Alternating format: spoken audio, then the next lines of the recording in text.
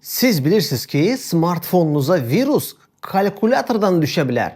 Bəli, zarafat eləmirəm. Bu real bir təhlükədir. Söhbət təbii ki, bütün Android smartfonlardan gedir. Bu virus kalkulatordan necə düşə bilər ki və necə bu viruslardan qorunmaq olar? Bütün bunların yollarını sizə mən danışacağım. Çünki Bronuz buradadır, Bronun çayı hazırdır və Bronun məsləhəti elə indi. Kanala indidən abunə olun, videonu da bəyənin və sonunda şərh yazsanız sevinərik. Başlayaq. Bir müddət əvvəl Google Play-də Finance Simplified adlı kalkulator tipli proqram aşkarlanıb ki, onun məqsədi deyilənə görə güya sizin borclarınızı, kreditlərinizi hesablamaq, nə isə pullarınızı, xərclərinizi təmizləmək üçün bir proqramdır. Kalkulator maddi məsələləri həll etmək üçün, onları hesablamaq üçün bir proqram kimi qeydə olunur. Amma əslində sən demə bu proqramın içində bir Spyloan adlı Trojan virus var və bu da smartfonunuza düşəndən sonra bu proqramı siz quraşdırıb onu aktivləşdirəndən sonra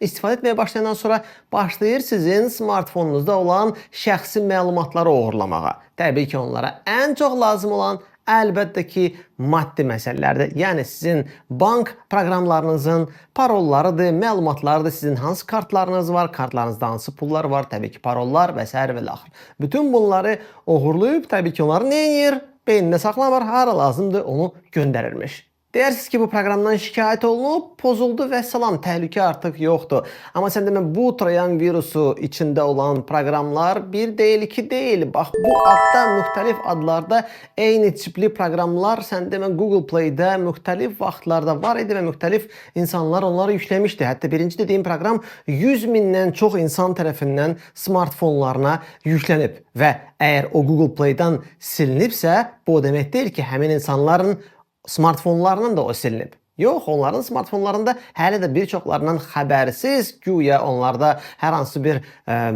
pul məsələsində köməklik göstərən bir kalkulator kimi saxladıqları proqram onların özlərindən də bilmədən fəaliyyət göstərir smartfonlarında.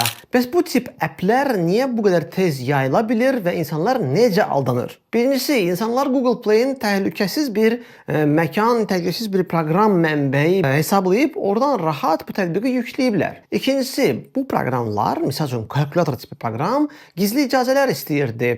İcazə istəyirdi ki, smartfonun SMS-inə girə bilsin, qalereyasına girə bilsin, mikrofonuna və digər bölmələrinə girişlər icazə istəyirdi proqram yüklənəndə. Və təəssüf ki, bir çoxları düşünmədən, şübhə etmədən, sadəcə sadəlövlüyündən və ya inandığından rahatlıq olaraq bütün icazələrə necə deyirlər, yes düyməsini tıklayırdı. Nəticə, bir çoxlarının bank hesablarından pullar naməlum istiqamətlərində getmişdi. Bəs yaxşı, bu adında olmasa başqa adla bu tip proqramlar sizin smartfonunuza düşməsin deyə və bu tip vəziyyətə siz düşməyəsiniz deyə hansı qaydalara riayət etmək lazımdır? Narahat olmayın, Bronuz sizə 3 qızıl qaydanı deyəcək. Birinci, qızıl qayda bütün dövrlərdə, bütün proqramlar üçün işləyir. Fərqi yoxdur. Bu oyundur, kalkulatordur, hər hansı bir başqa bir proqram yükləyirsinizsə, mütləq yeni proqram görürsünüzsə, nəsə sizi cəlb edirsə, yükləyin bunu. Harasa eşitmişsiniz, oxumusunuz və sadəcə olaraq şəkli sizə cəlb edici gəldi. Mütləq əvvəlcə onun rəylərini oxuyun. Əgər orada hansı bir şübhələndirən məsələ, negativ məsələlər varsa, onu yükləmədən çəkin. İkincisi, şübhəli icazə istəyən proqramlara diqqətlə yanaşın. Hər icazəyə təsdiq et düyməsini sıxlamayın. Misal üçün, kalkulator tipli proqram yükləyirsinizsə, onun sizin SMS-lərinizə və ya qalereyaya icazə istəməsi sizcə şübhəli deyil? Və nəhayət sonda, əgər bu tip proqramları tez-tez yükləyirsiniz və düşünürsünüz ki, bəlkə də fikrindən nəsə, nəzərindən nəsə qaça bilər, mənə aldada bilərlər, onda antivirus və xüsusi qoruyucu proqramlardan istifadə edin.